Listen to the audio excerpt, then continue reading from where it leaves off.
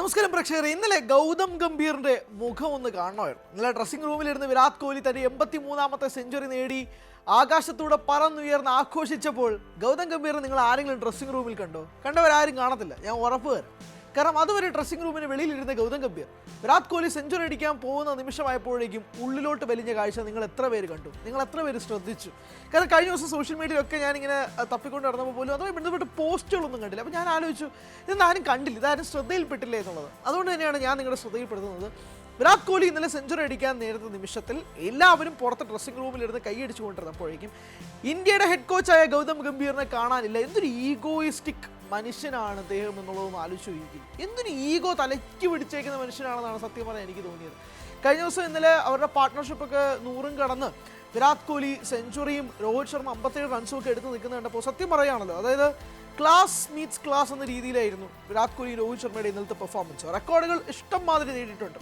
7000 സെഞ്ചുറികളാണ് ഇതുവരെ മെൻസ് ക്രിക്കറ്റിൽ നേടിയിരിക്കുന്നത്. ആ 7000 സെഞ്ചുറി നേടിയത് വിരാട് കോഹ്ലിയാണ്. 7000ാമത്തെ സെഞ്ചുറി നേടിയത് വിരാട് കോഹ്ലിയാണ്.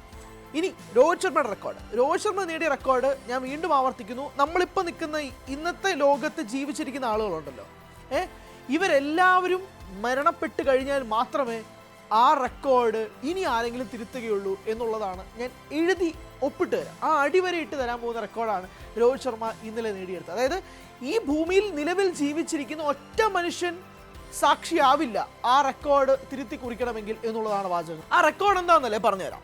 ഷാഹിദ് അഫ്രീദി 369 ഇന്നിങ്സുകളിൽ നിന്ന് 351 സിക്സുകൾ നേടി. അതാണ് ഇതുവരെ മെൻസ് ക്രിക്കറ്റിൽ ഏറ്റവും കൂടുതൽ സിക്സറുകൾ ഓഡിയയിൽ നേടിയ ഒരു താരം എന്ന് പറയുന്നത് ഷാഹിദ് അഫ്രീദിയാണ്. കളിക്കിറങ്ങുന്നതിന് മുമ്പ്, അതായത് ഇന്നലത്തെ മത്സരത്തിൽ ഇറങ്ങുന്നതിന് മുമ്പ് രോഹിത് ശർമ്മ നേടിയിരുന്നത് 349 സിക്സറുകളാണ്. കഴിഞ്ഞ ദിവസം ആ റെക്കോർഡ് ഷാഹിദ് അഫ്രീദിയെ കൈകൊണ്ട് തന്നെ പൊട്ടിച്ചു കൊടുത്ത് രോഹിത് ശർമ്മ ഏറ്റവും കൂടുതൽ ഓഡിഐ ക്രിക്കറ്റിൽ സിക്സറുകൾ നേടുന്ന താരമായി മാറി. ഓർത്തു നോക്കുക, 369 ഇന്നിങ്സുകളിൽ നിന്നാണ് ഷാഹിദ് അഫ്രീദി 351 സിക്സുകൾ അടിച്ചത്. രോഹിത് ശർമ്മ 352 സിക്സ് അടിച്ചത് എത്ര ഇന്നിങ്സ് ആണെന്ന് പറയട്ടെ? 269 ഇന്നിങ്സ്. അതായത് ഷാഹിദ് അഫ്രീദി കളിച്ചതിനേക്കാൾ 100 ഇന്നിങ്സ് കുറവ് കളിച്ചിട്ടാണ് രോഹിത് ശർമ്മ ഈ റെക്കോർഡ് നേടിയിരിക്കുന്നത് എന്നതും കൂടി എടുത്തു സൂചിപ്പിക്കേണ്ട കാര്യമാണ്.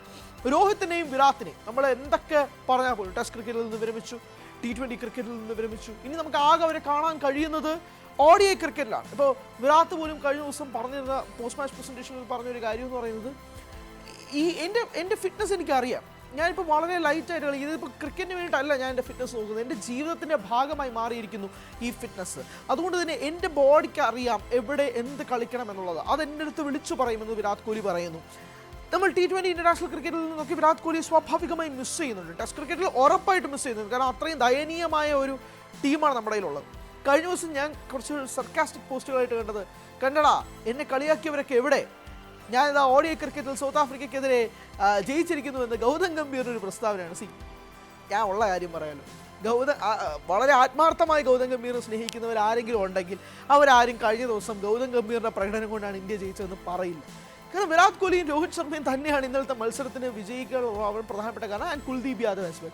കുൽദീപും പ്രസിദ്ധ് കൃഷ്ണ നൽകിയ തുടക്കവും ഹർഷിത് റാണ പ്രത്യേകിച്ച് തുടക്കത്തിലുള്ളതുപോലെ പറയാനുള്ളത് റയൻ റിക്കിൾട്ടൻ്റെയും ക്വിൻ്റൻ ഡിക്കോക്കിൻ്റെയും 2 വിക്കറ്റുകൾ എടുത്തത് വളരെ നിർണായകമായിരുന്നു. ഡിക്കോക്കിനെയൊക്കെ 0-ന് പുറത്താക്കുക, റിക്കിൾട്ടനെ 0-ന് പുറത്താക്കുക എന്നൊക്കെ പറയുന്നത് അത് തന്നെയാണ് സൗത്ത് ആഫ്രിക്കയുടെ തുടക്കം. പക്ഷേ 11-3 എന്ന സ്കോർ കാർഡിൽ നിന്ന് സൗത്ത് ആഫ്രിക്കയാണ് അവസാന നിമിഷം വരെ നമ്മൾ വെള്ളം കുടിപ്പിച്ചോ എന്ന് ആലോചിച്ച് നോക്കുന്നത്. കളിയിലേക്ക് വരുമ്പോഴേക്കും വളരെ നിർണായകമാണ്. ഞാൻ ചുമ്മാ പറയുന്നതല്ല, ഗൗതം ഗംഭീറിൻ്റെ കീഴിൽ ഇന്ത്യൻ ടീം എത്രമാത്രം സെപ്പറേഷനിലാണ് നിൽക്കുന്നതെന്നും കൂടി ആവർത്തിക്കുകയാണ്. ജോക്സൊക്കെ മാറ്റി നിർത്താം, പക്ഷേ സീരിയസ് ആയിട്ട് പറയുകയാണ്, ODI ക്രിക്കറ്റിൽ പോലും 11-3 എന്ന സൗത്ത് ആഫ്രിക്കയാണ് അവസാനം വരെ പോരാടിയത്. 332 റൺസ് എന്ന നേട്ടവും കൂടിയാണ് സൗത്ത് ആഫ്രിക്ക നേടിയെന്ന് കൂടി ആലോചിച്ച് നോക്കുക.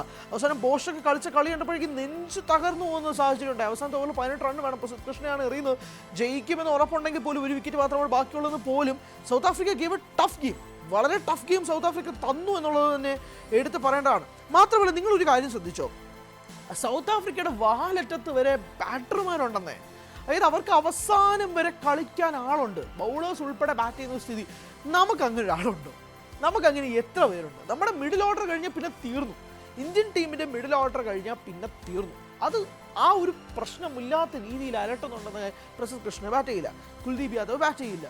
അത് നോക്കിക്കേ, അങ്ങനെ നിന്ന് കഴിഞ്ഞാൽ ഭയങ്കരമായ പ്രശ്നങ്ങൾ ഇന്ത്യൻ ടീമിൻ്റെ ഉള്ളിൽ തന്നെ ഉണ്ട്. ബൗളേഴ്സ് ഉൾപ്പെടെ ബാറ്റ് ചെയ്യേണ്ട സാഹചര്യം വന്നാൽ എങ്ങനെ ഇരിക്കുമെന്ന് കഴിഞ്ഞ ദിവസം സൗത്ത് ആഫ്രിക്ക പ്രൂവ് ചെയ്തു. അതുകൊണ്ടാണ് പറയുന്നത് south Africa game A really tough game for India എന്ന് പറയുന്നത്. 17 റൺസിനുള്ള വിജയം വലിയ ആധികാരികം എന്നൊക്കെ പറയുമ്പോൾ പോലും അതങ്ങനെ ആയിരുന്നില്ല.